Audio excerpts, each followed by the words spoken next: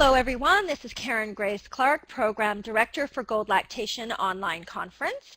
I'm here today chatting with Cynthia Good Mojab, who's giving a presentation at Gold Lactation in a couple of weeks called It Wasn't Supposed to Be Like This, Traumatic Birth, Traumatic Stress, and Breastfeeding.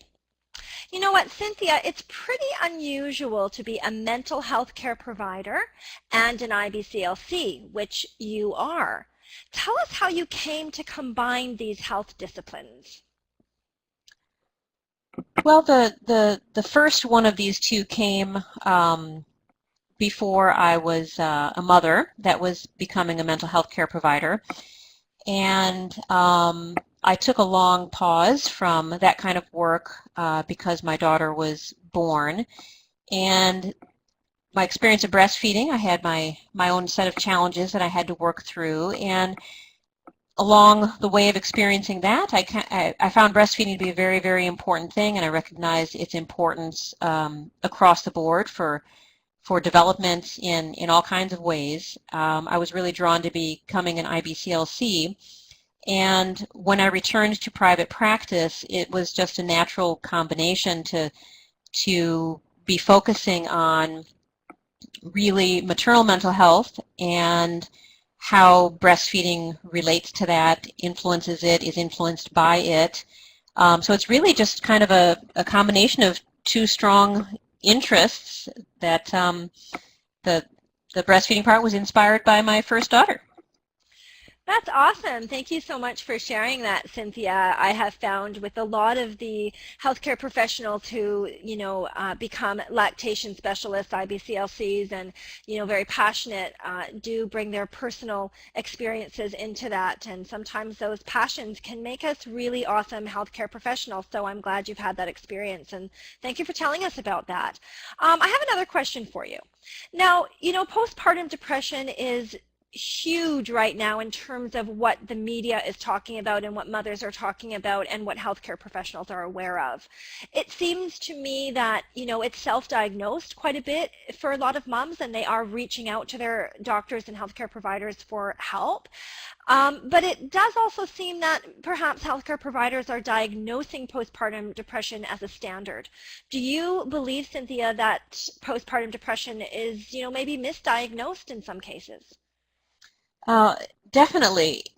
Many mothers who are struggling with mood, with coping, anxiety, they go to their primary care provider, and in today's Western system of medicine, women really don't get to spend a lot of time with that primary health care provider.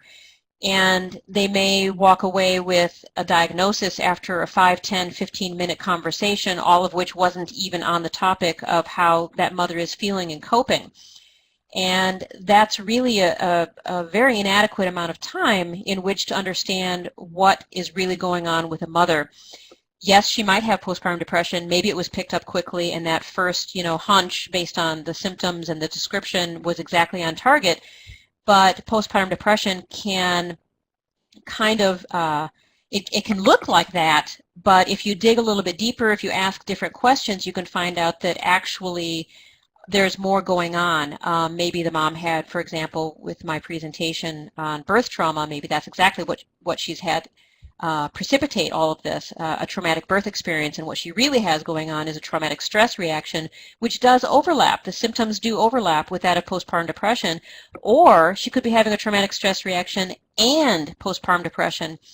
But if the trauma isn't looked for, which it often isn't, it may be missed entirely, and therefore the mother may be either misdiagnosed or only partially diagnosed. So it's a real challenge for in the primary healthcare setting to really get the time to go into enough detail to fully understand what is going on with a mother. Excellent. Thank you for pointing that out, and I think you're bang on here. I know I am really looking forward to your presentation and learning more about traumatic birth and stress and how that affects breastfeeding and how that does differ a little bit from postpartum depression. I think we're just beginning in the healthcare sort of marketplace, as it were, to understand those traumas, the traumas of things not working out the way we had planned, and even the lack of control and the lack of outcome the way a mother was expecting it to be really does create a lot of trauma. So really, really great that you're presenting this for all of our delegates. And it does bring something to mind, though. Because I've noticed a trend, Cynthia. I noticed that a lot of breastfeeding and perinatal-based conferences are talking a lot about postpartum depression. They are talking about mental health. This is big in the media and in healthcare right now. But they're not really talking about trauma and how that relates to breastfeeding. So why do you think they're not quite getting that it's different? Oh, in some ways, this reflects a really good thing, in that postpartum depression has gone from something that was totally taboo to talk about, and no one was getting the opportunity to be educated about it. And groups, for example, like Postpartum Support International, has done such a fantastic job of raising awareness about postpartum depression. And we really need to have that kind of effort done also for other forms of mental health challenges for mothers. I think one of the challenges is that we're really kind of a product-focused society, in Western society at least, where people look at, well, if you've got the healthy mom and the healthy baby, then let's just focus on the positive and move on. That's what really counted. And we don't really seem to understand that the process is just as important. What the woman experienced emotionally and physically during birth really, really matters. So I think it's partially a cultural thing, where we're focused on a product instead of a process. We don't do very well with the human experience in lots of ways. So I think, and this is a female thing, so we've got the sexism, I think, also affecting that. This is a female area. It's just not valued as much. The experience at birth is not valued as much, and we are so focused on technology and the successes that brings that we forget about the human experience when those technologies are being used, whether they were essential or not. A woman is experiencing some kind of intervention, or even if it was a natural, completely natural birth, that could still be traumatic. A home birth could be traumatic. But we just don't tend to look at the human side of things adequately in Western society. Yeah, I think you're bang on there, Cynthia. You just said something that really captured my attention, and I hope we can explore this more in the presentation, and then perhaps at Gold in the forums and whatnot. You said we tend to focus on a product instead of a process. And I think that's the crux of the matter here.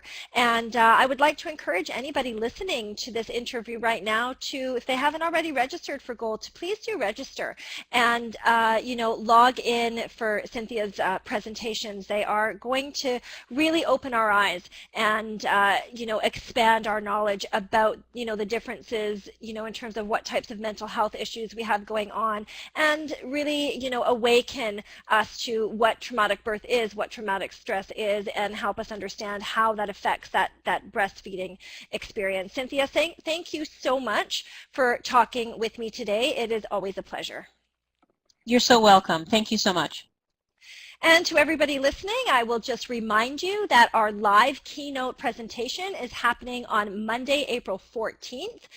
Please reserve a seat at www.goldlactation.com. It's free and open to the public. And then our conference begins officially on Monday, April 21st. We hope to see you all there, and thank you so much for joining us.